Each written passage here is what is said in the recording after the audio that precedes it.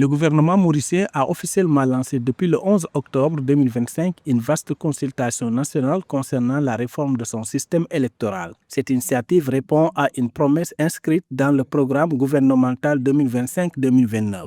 Dans un communiqué, l'exécutif invite toutes les parties prenantes, incluant partis politiques, universitaires, la diaspora, syndicats et citoyens, à soumettre leurs propositions. La date limite pour le dépôt des contributions est fixée au vendredi 30 janvier 2026. À l'issue de cette période, un document officiel résumant les contributions sera publié, marquant une étape cruciale dans ce processus qui suscite la polémique à Maurice.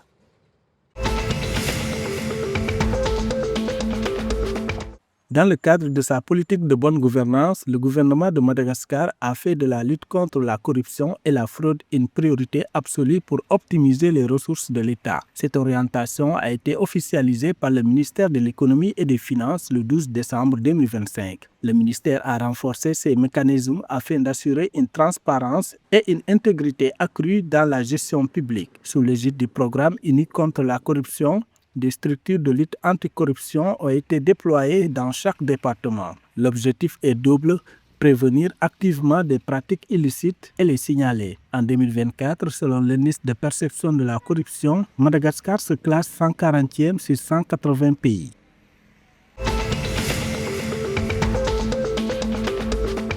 Le président des Seychelles, Patrick Herminy, s'est engagé le 12 décembre 2025 à créer un environnement propice pour l'Institut IECD UNESCO de catégorie 2. Cet engagement fait suite à une discussion tenue à la State House axée sur des initiatives stratégiques. L'objectif de ces initiatives est de transformer le développement de la petite enfance au niveau national et international. Les échanges ont notamment porté sur l'accélération du développement des infrastructures et le renforcement de la gouvernance. Il a également été question d'intégrer l'apprentissage socio-émotionnel dans le système éducatif pour un meilleur soutien aux jeunes enfants.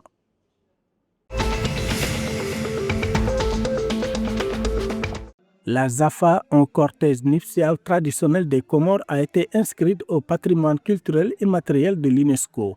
Cette reconnaissance internationale a été officialisée le 10 décembre 2025 lors de la 20e session du comité intergouvernemental à New Delhi. Selon les autorités, la candidature comorienne récompense des années de travail et portée par 7 pays arabes.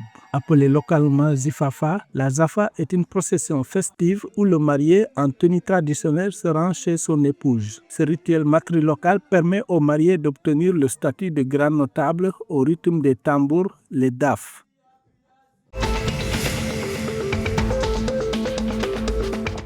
Le vaste chantier de renouvellement entrepris par la Fédération Sport Boule Malagasy touche à sa fin. Le vendredi 12 décembre a marqué une étape décisive avec la réélection réussie des dirigeants de deux ligues les plus stratégiques du pays, Massiatra Amboni et Analamanga. À Fianarantsoa, c'est Randrianari Vaini Eri Malala qui a été élu à la présidence de la ligue de Massiatra Amboni. Fort de 5 voix sur les 10 grands électeurs présents, il a devancé Rajaona Kaleba de 3 voix. Ce scrutin refait intégralement, met ainsi un terme au long feuilleton de blocage qui avait paralysé la Ligue depuis l'Assemblée générale élective avortée d'août 2025.